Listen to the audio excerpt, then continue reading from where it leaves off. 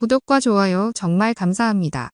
이전에 방사청이 언급했듯 우리 KF-21 전투기는 이번 5월까지 전투용 적합 잠정 판정 완료 일정을 추진 중에 있으며 내년 상반기 양산 계획에 착수하여 2026년 후반기에는 최초 전력화를 목표로 하고 있습니다.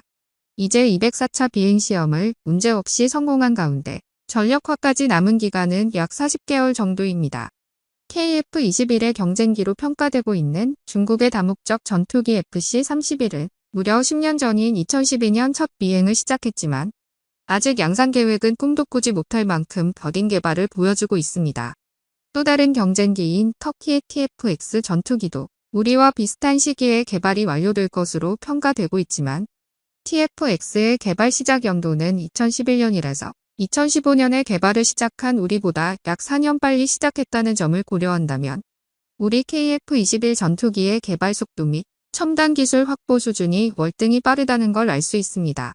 이처럼 다른 국가와의 전투기 기술 개발 및 진행 상황은 전투기 개발 역사상 유례가 없을 정도로 빠르게 개발되고 있을 만큼 한국의 KF-21 전투기가 경쟁 기종에 비해 상대적으로 주목을 받고 있는데요.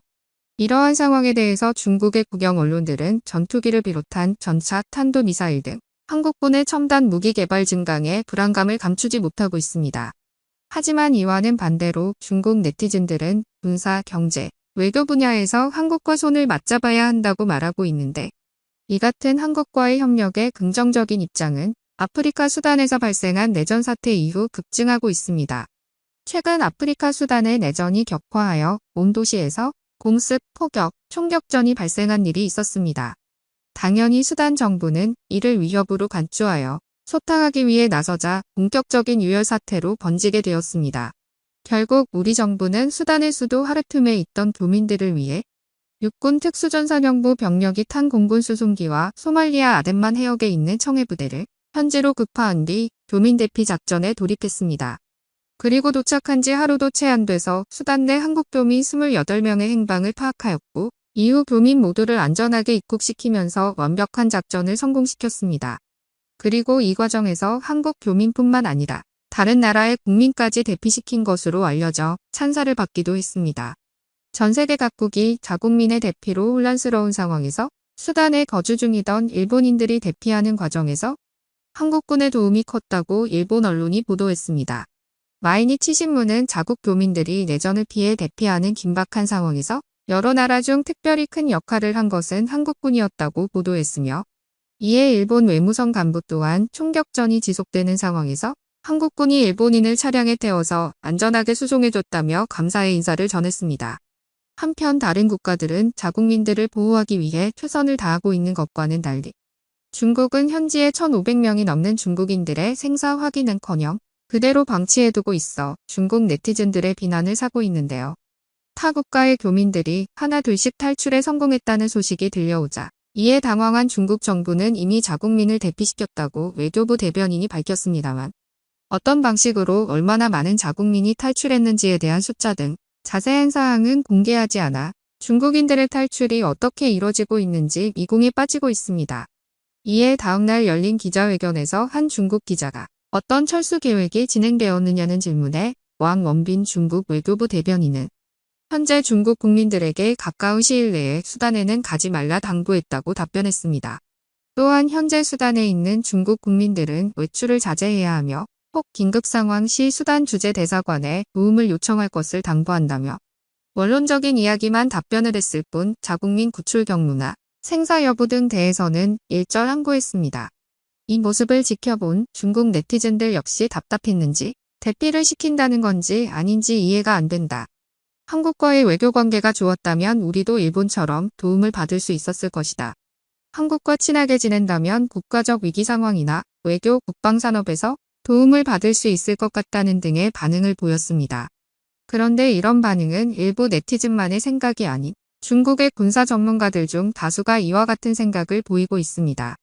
현재 중국은 일부 동남아시아 국가와 1대1로 프로젝트를 진행 중인 아프리카 국가들과 손을 잡고 있습니다. 그리고 한국은 최근 폴란드와의 협력에서 공군 군사학교 및 기술 지원으로 협력하며 이를 바탕으로 유럽 국가들과 협력을 도모하고 있는데요. 중국 전문가들은 이 점 때문에 한국과 협력을 해야 한다고 보고 있습니다. 중국은 러시아와 손을 잡고 미국을 끌어내리려는 행보를 보이고 있지만 우러 전쟁으로 러시아의 해외 기업이 빠진 자리를 다수의 중국 기업이 차지하면서 실질적으로 러시아 시장 구조 형태를 지배하는 방향으로 진행하고 있습니다. 게다가 중국은 러시아와 한 배를 타고 있는 것처럼 행동하지만 최근 우러 전쟁의 중재자 역할을 자처하면서 우크라이나 젤렌스키 대통령과 직접 통화까지 하였는데요.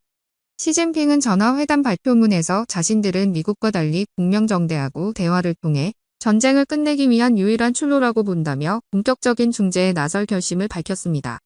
이를 위한 구체 수단으로 중국 정부의 유라시아 업무 특별대표를 우크라이나에 파견하기로 했으며 시진핑은 우크라이나 위기를 정치적으로 해결하기 위해 각 당사자들과 깊이 있는 소통을 할 것이라고 덧붙였습니다. 이는 지난달 전 세계를 깜짝 놀라게 만든 이란 사우디아라비아 중재에 이어 우러 전쟁에서도 미국을 대신하는 평화의 중재자로 역할을 다하겠다는 뜻을 공식화한 것인데요. 결국 이번 회담은 이익을 추구하는 미국과는 달리 공정한 중재자 이미지를 구축하려는 중국의 이해가 맞아떨어진 결과라 볼 수 있습니다.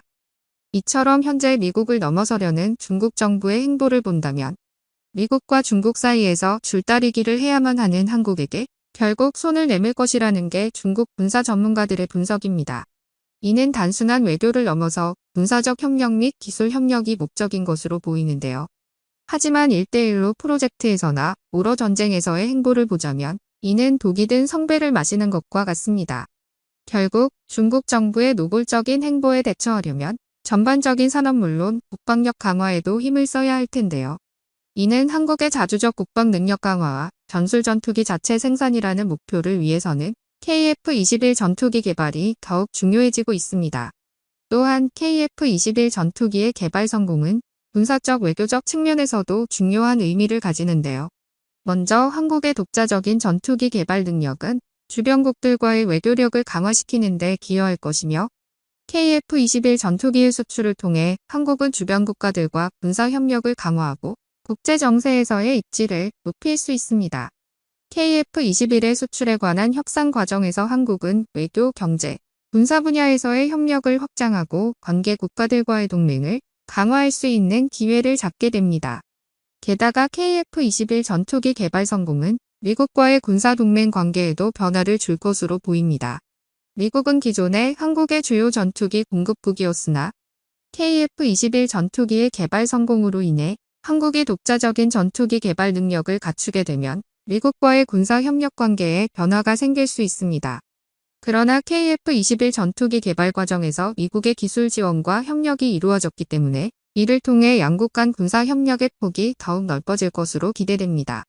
오늘 영상은 여기까지입니다. 끝까지 시청해 주셔서 감사합니다.